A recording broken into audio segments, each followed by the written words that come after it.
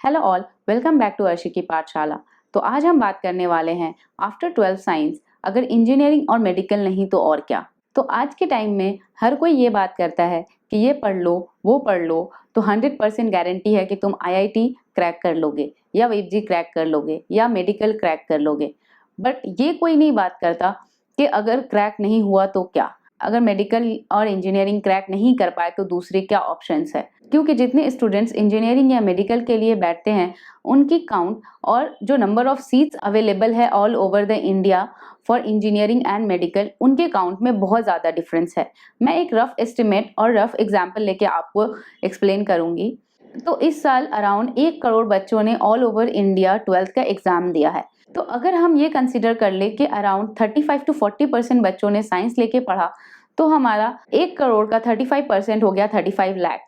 यानी इस साल 12 साइंस के टोटल स्टूडेंट्स की काउंट 35 लाख्स थी approximately all over the India. और इन 35 लाख बच्चों में से 75 to 80% बच्चे ऐसे होते हैं जो इंजीनियरिंग या मेडिकल के लिए एग्जाम देते ही देते हैं। अगर हम 35 लाख का 75 to 80% ले लें तो हमारा हो गया 25 लाख अप्रोक्सीमेटली बच्चे जो इंजीनियरिंग या मेडिकल के एग्जाम के लिए अपेयर करते हैं। और अगर मैं आपको एक रफ एस्टिमेट दूं all over India total number of seats medical engineering, government engineering college, government medical college, IIT और अच्छे प्राइवेट कॉलेज, तो टोटल मिला के 4 to 5 लाख सीट होंगे and that is a maximum number of seats approximately. Total कितने बच्चों ने appear किया मेडिकल और इंजीनियरिंग के लिए?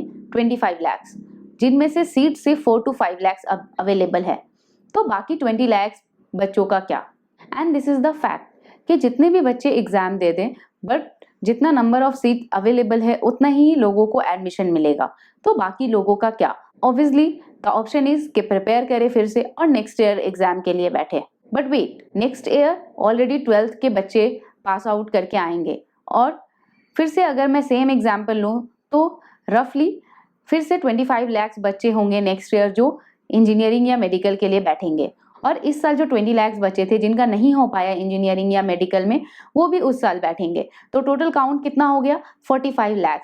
तो इस तरह हर साल हमारा इंजीनियरिंग और मेडिकल में बैठने वाले बच्चों का काउंट बढ़ता जाएगा बट हमारा जो नंबर ऑफ सीट्स है वो कांस्टेंट है। मे बी 1-2 कॉलेज नए ऐड हो जाएंगे बट उससे कुछ ज्यादा फर्क नहीं पड़ेगा। सो हर साल इंजीनियरिंग और मेडिकल में अपेयर होने वाले बच्चों की काउंट बढ़ती जाएगी तो प्रोबेबिलिटी घटती जाएगी। बट मेरा ये सब कहने का मकसद ये नहीं है कि ये इम्पॉसिबल है और आपको फिर से ट्राई नहीं करना चाहिए मेडिकल या इंजीनियरिंग के लिए। ये सब कहने का मेरा मेन रीजन ये है कि हमारे पास और भी ऑप्शंस हैं और वो ऑप्शंस क्या है मैं आपको वो बताने के लिए यहाँ पर हूँ आज। मैं एक एग्जाम्पल के साथ स्टार्ट करना चाहूंगी। सपोज करें कि आप किसी एक सब्जेक्ट में ही बहुत अच्छे हैं। फॉर एग्जाम्पल आप या तो मैथ्स में बहुत अच्छे हैं या फिर आप सिर्फ फिजिक्स में बहुत अच्छे हैं या फिर आप बायोलॉजी के किसी एक पार्ट, जूलॉजी या फिर बोटैनी में बहुत अच्छे हैं।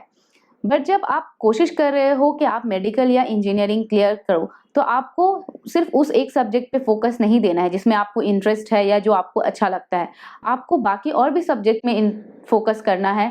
फॉर एग्जांपल फिजिक्स, केमिस्ट्री, उसको भी इंक्लूड करना है अगर आप इंजीनियरिंग के लिए हो तो। अगर आप बायो के लिए हो तो आपको बायो के साथ फिजिक्स, केमिस्ट्री इंक्लूड करना है जिसमें आपको मे बी इंटरेस्ट नहीं है उतना ज़्यादा। तो वो एक रीज़न हो सकता है कि आपको टाइम लग रहा है इंजीनियरिंग या मेडिकल क्लियर करने में। तो ऐसे सिचुएशन में क्या करना चाहिए हमें? तो ये बहुत इंपॉर्टेंट है कि हम ये समझ पाएं कि हमारा एरिया ऑफ इंटरेस्ट क्या है। बहुत बचपन से सुनते आ रहे हैं कि अगर आप 100% एफर्ट एक दीवार को धक्का मारने में लगाओगे तो वो दीवार अपने जगह से नहीं हिलेगा।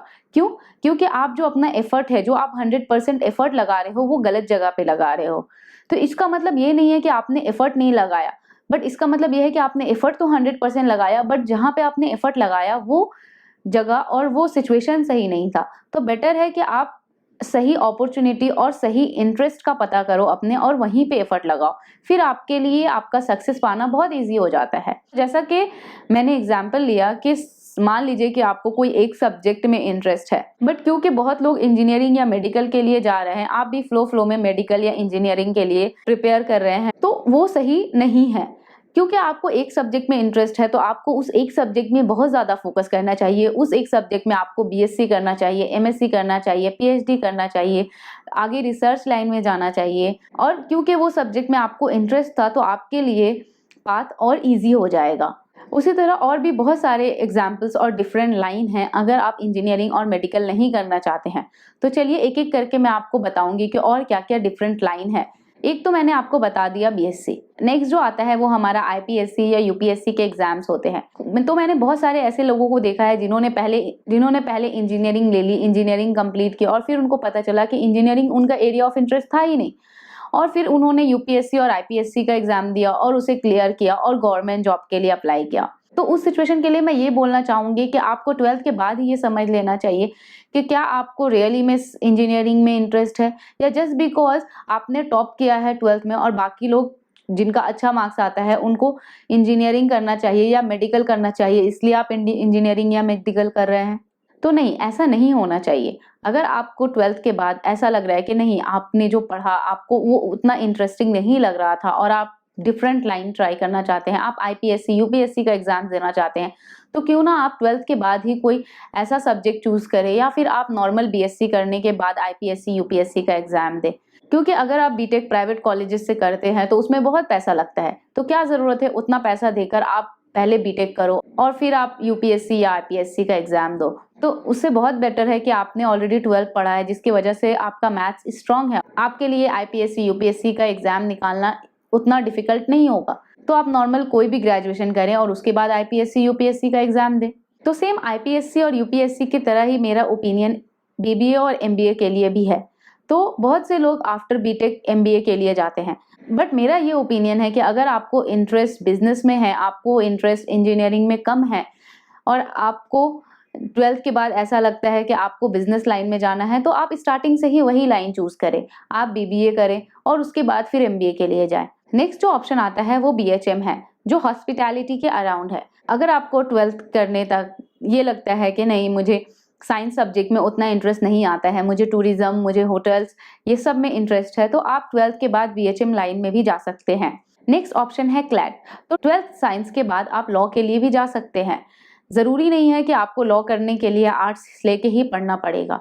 लॉ एक ऐसा स्ट्रीम है जो आप after 12th science, 12th arts और 12th कॉमर्स कर सकते हैं। सेम उसी तरह 12th साइंस के बाद आप एनडीए के लिए भी जा सकते हैं, आप इंडियन आर्मी, नेवी ये सब भी ज्वाइन कर सकते हैं। नेक्स्ट ऑप्शन उनके लिए है जो कंप्यूटर फील्ड में इंजीनियरिंग करना चाहते थे, बट क्योंकि उनका फिजिक्स केमिस्ट्री उतना स्ट्रांग नहीं है और वो इंजीनियरिंग का एग्जाम क्लियर नहीं कर पा रहे हैं, बट स्टिल उनको कंप्यूटर में बहुत ज़्यादा इंटरेस्ट है, तो वो बीसीए के लिए भी जा सकते हैं। क्योंकि आपको पता है कि आपको कंप्यूटर फील्ड में ही आगे पढ़ना है और आपको कंप्यूटर में बहुत ज़्यादा इंटरेस्ट है, तो आप बीसीए करने के बाद एमसीए कर सकते हैं। सिमिलरली मेडिकल में एमबीबीएस के लिए भी ओवरऑल इंडिया बहुत कम सीट्स है और जितने नंबर ऑफ स्टूडेंट्स बैठते हैं मेडिकल के लिए वो बहुत ज़्यादा।